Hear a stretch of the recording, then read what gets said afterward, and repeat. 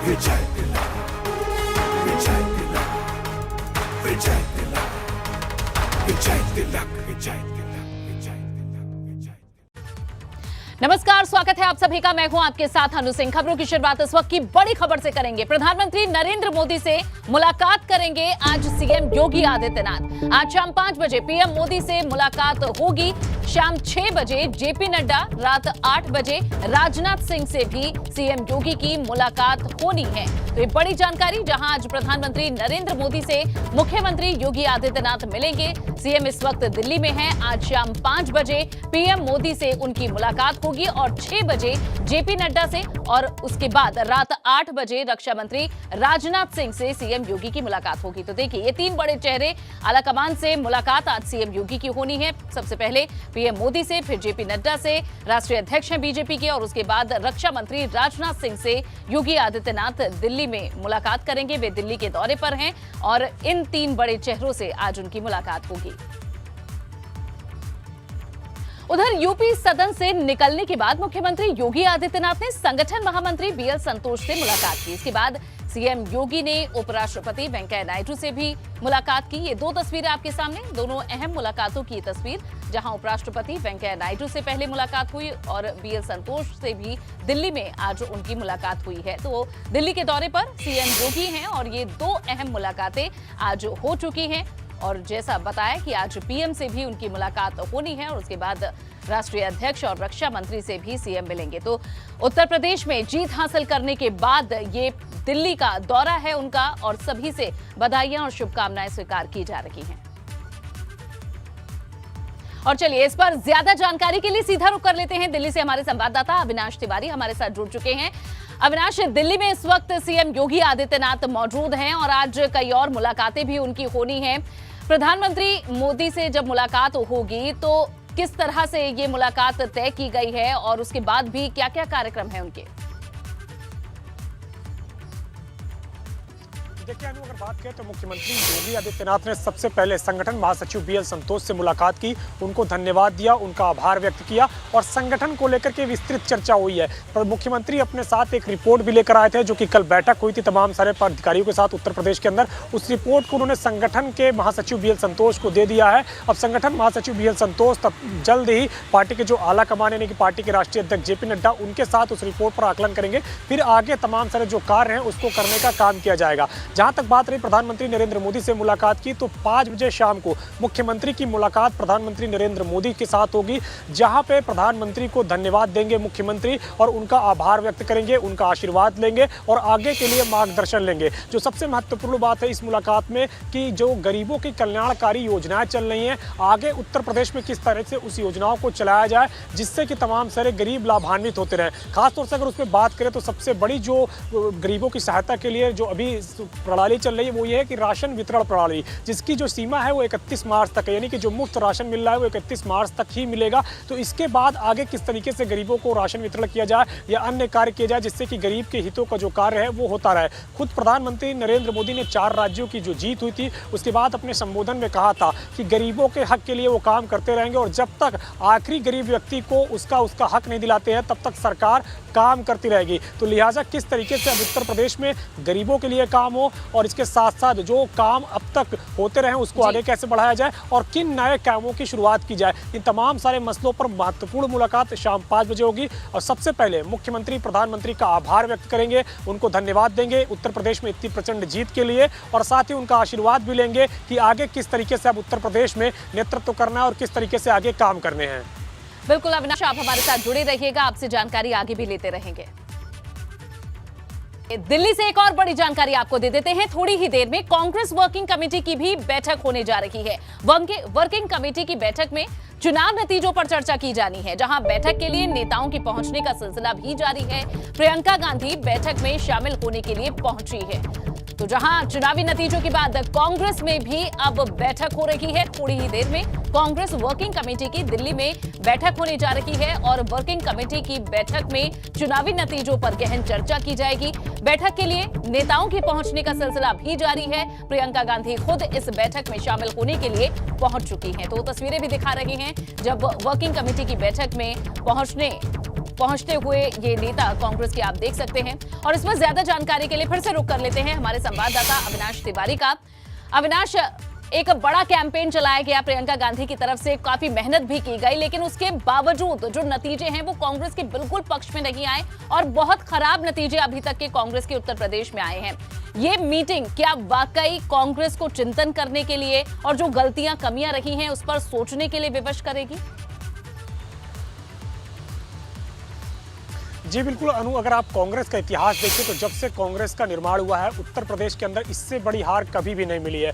महज 2 सीटों पर विजय उसे हासिल हुई और 399 सीट पर उसके उम्मीदवार चुनाव लड़ रहे थे, जिनमें से 387 उम्मीदवार अपनी जमानत जब्त करा बैठे। यह प्रियंका गांधी की रणनीति पर कहीं ना कहीं बहुत बड़ा प्रश्न खड़ा करता है और यही वजह है कि जो कांग्रेस के वरिष्ठ नेता हैं वो लगातार अब गांधी परिवार के ऊपर प्रहार कर रहे हैं और कह रहे हैं कि जाहिर तौर से बात है कि चाहे राहुल गांधी हो, चाहे सोनिया गांधी हो, चाहे प्रियंका गांधी हो, वो अब पार्टी को उस तरीके से नहीं चला पा रही जिस तरीके से चलाना चाहिए था। और यही कारण है कि अब आज जब कांग्रेस वर्किंग कमेटी की बैठक होने जा रही है तो वहां पे कांग्रेस की अध्यक्षा सोनिया गांधी पहुंच चुकी हैं। सबसे पहले वहां पे CWC हार के कारणों को मंथन करेगी और इसके साथ साथ एक कमेटी की नियुक्ति भी हो सकती है जो ये पता लगाए कि आखिर क्या वजह है कि कांग्रेस पार्टी को इतनी शर्मनाक हार 5 राज्यों में मिली है। इसके साथ साथ ये भी एक पेशकश की जा सकती है गांधी परिवार की ओर से, खासतौर से सोनिया गांधी की ओर से, कि वो शायद अपना इस्तीफा CWC के सामने रखे और नए अध्यक्ष के लिए कहें। चूंकि अतीत में भी इस तरीके से हो चुका है, सोनिया गांधी ने साफ तौर पे कहा था कि वो अध्यक्ष पद के लिए कंटिन्यू करेंगी, लेकिन जिस तरीके से गांधी परिवार के बाहर के अध्यक्ष की बात चल रही है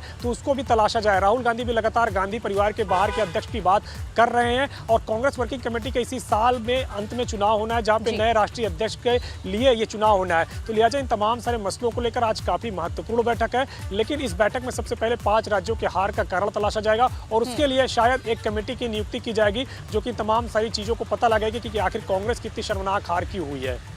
बिल्कुल अविनाश, और ये तस्वीरें भी हम अपने दर्शकों को दिखा रहे हैं। ये कांग्रेस वर्किंग कमेटी की इस वक्त जो बैठक चल रही है और लगभग अब ये बैठक शुरू हो चुकी है। सभी कांग्रेस वर्किंग कमेटी के सदस्य इस बैठक में शामिल हो चुके हैं। आप तस्वीरों में प्रियंका गांधी, राहुल गांधी को भी देख सकते हैं। और उत्तर प्रदेश में जो करारी हार शिकस्त मिली है कांग्रेस पार्टी को, उस पर मंथन करने के लिए ये वर्किंग कमेटी की बैठक बुलाई गई है। दिल्ली में इस समय ये बैठक हो रही है और 5 राज्यों पर ये कांग्रेस का मंथन अब होगा, लेकिन ये भी देखना होगा इस मंथन से क्या वाकई अमृत निकलेगा या फिर इससे पहले भी जो शिकायतें विष के रूप में कांग्रेस के नेताओं की ही सामने सार्वजनिक होती रही हैं, क्या एक बार फिर से वही नजारा देखने को मिलेगा? क्योंकि चुनावों के बाद अक्सर कांग्रेस पार्टी के अंदर खाने के बड़े नेता ही सवाल उठाते रहे हैं कि पार्टी को किस तरह से रिवाइव किया जाए। आप देख सकते हैं तस्वीरों में हरीश रावत भी इस वक्त पहुंचे हुए हैं। कांग्रेस वर्किंग कमेटी की ये बैठक है 5 राज्यों में जहां करारी शिकस्त मिली है कांग्रेस पार्टी को,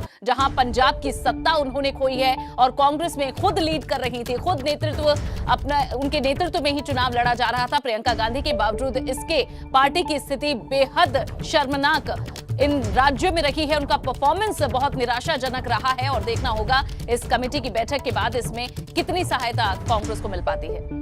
और चलिए बढ़ेंगे आगे। यूपी में अब योगी सरकार के शपथ ग्रहण की तैयारियां हो रही हैं। आज सीएम दिल्ली में हैं, कई नेताओं से मुलाकात का उनका कार्यक्रम है और इन सब के बीच एबीपी गंगा ने इलाहाबाद से दोबारा विधायक बने और योगी सरकार में मंत्री सिद्धार्थनाथ सिंह से एक्सक्लूसिव बातचीत की है। उन्होंने क्या कुछ कहा है इस दौरान सुनाते हैं आपको। उत्तर प्रदेश में अगली सरकार शपथ ग्रहण की तैयारी कर रही है। हमारे साथ हैं कैबिनेट मंत्री सिद्धार्थनाथ सिंह जी। जीत का सेहरा किसको देंगे?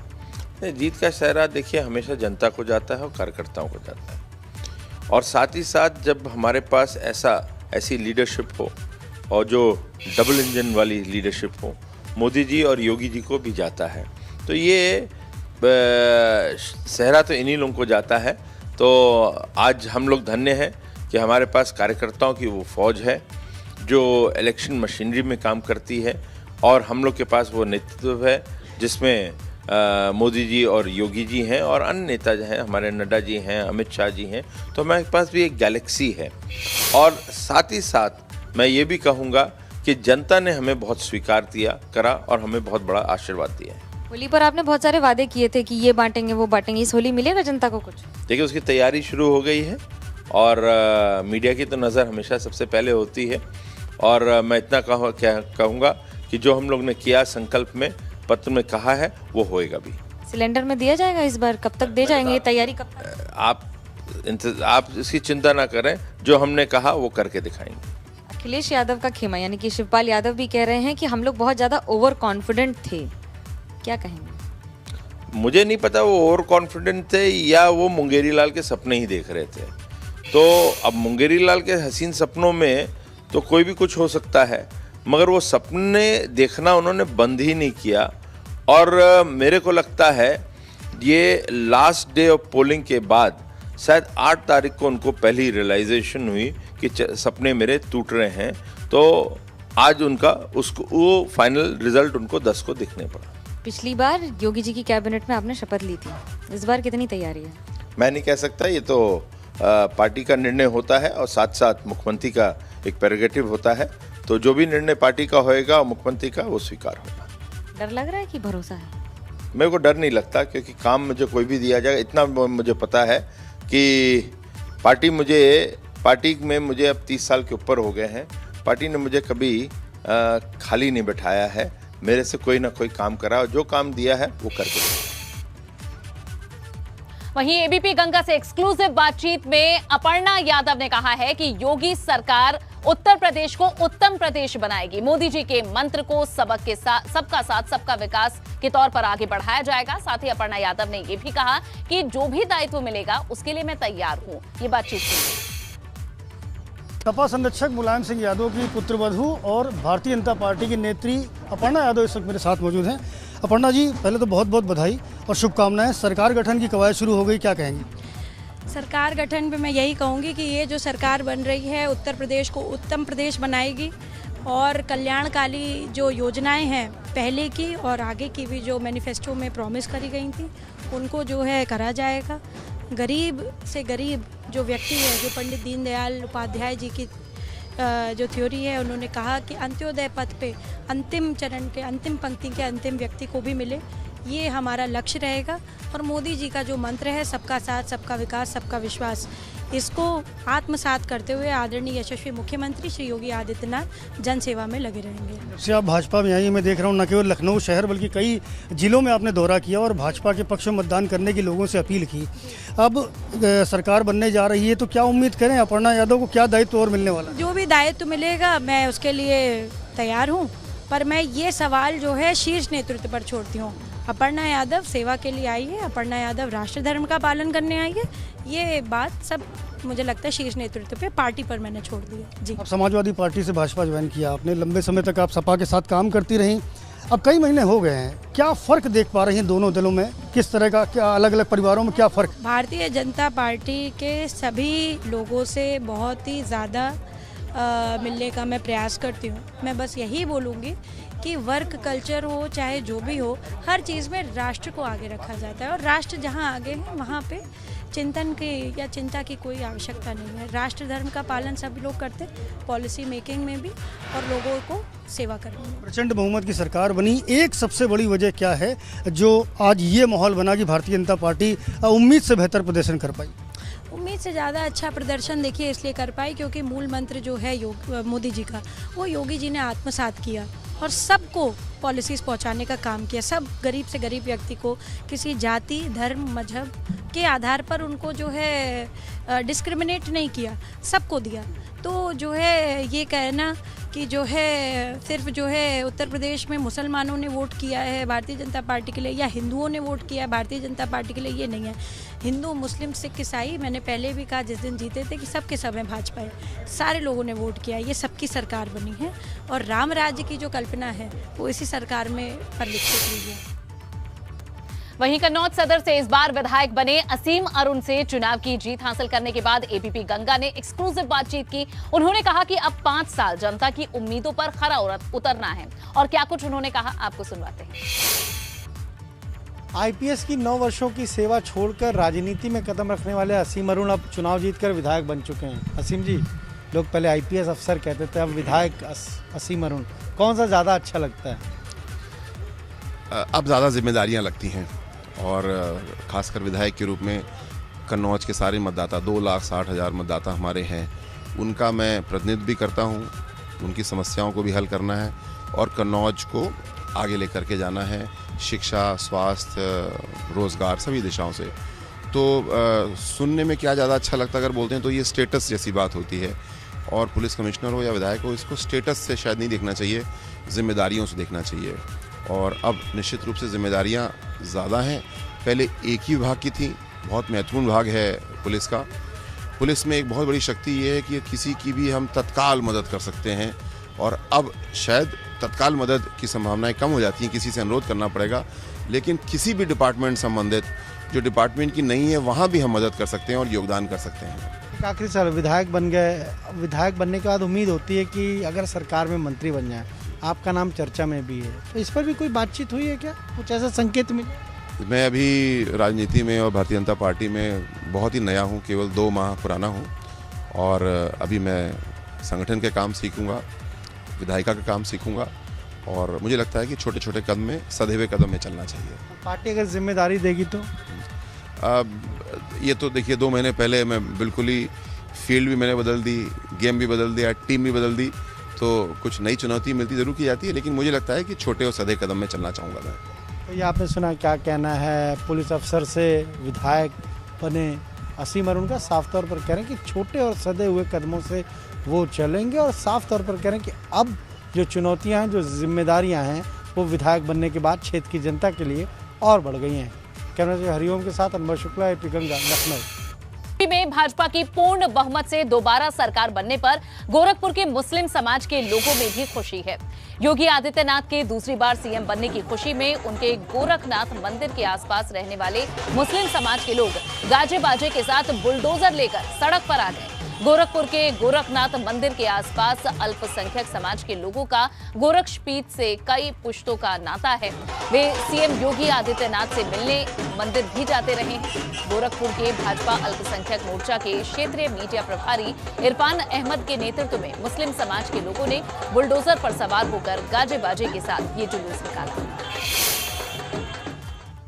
उत्तर प्रदेश में भारतीय जनता पार्टी की प्रचंड बहुमत और योगी आदित्यनाथ जी को उत्तर प्रदेश का दोबारा मुख्यमंत्री पद के शपथ लेने की खुशी में आज मोर्चा के कार्यकर्ताओं ने रसूलपुर में लोगों में अबीर गुलाल उड़ा करके, मिठाइयाँ बांट करके और साथ में बुलडोजर चला करके खुशी का इजहार किया है। यूपी में योगी सरकार की वापसी के बाद योगी आदित्यनाथ के दावों के मुताबिक अब फिर बुलडोजर सर्विसिंग से लौट आया है, या यूं कहें कि फिर से बुलडोजर का एक्शन दिखने लगा है। अलग अलग जिलों में बुलडोजर की मदद से प्रशासन अवैध कब्जों को अब हटा रहा है, अवैध निर्माण को ध्वस्त किया जा रहा है। आपको 3 जिलों की ये 3 तस्वीरें दिखा रहे हैं। पहली सोनभद्र की तस्वीर है, यहाँ अवैध निर्माण को बुलडोजर की मदद से मुक्त कराया गया। इसके अलावा सीतापुर और आगरा में भी प्रशासन ने बुलडोजर की मदद से अवैध निर्माण को हटाया है।